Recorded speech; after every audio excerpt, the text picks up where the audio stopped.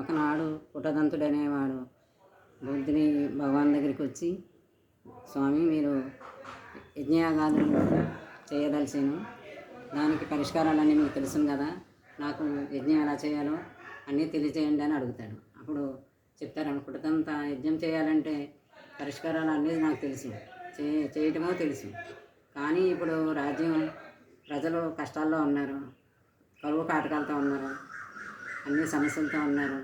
కానీ అలాంటి సమయాల్లో యజ్ఞాలు తలపెట్టకూడదు. మీరు ముందు ప్రజలు సుభిక్షంగా ఉండేలా మీరు ప్రయత్నాలు చేయండి.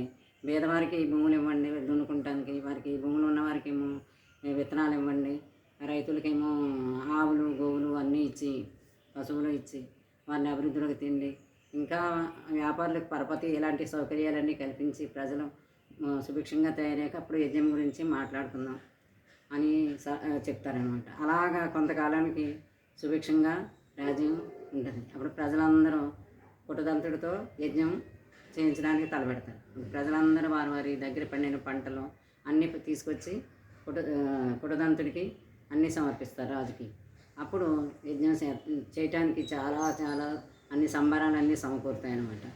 చాలా ఎక్కువగా మిగిలిపోతాయి కూడాను. అక్కడ యజ్ఞవాటికలోనే వదిలేసి అంతగా ఎక్కువ వస్తాయి.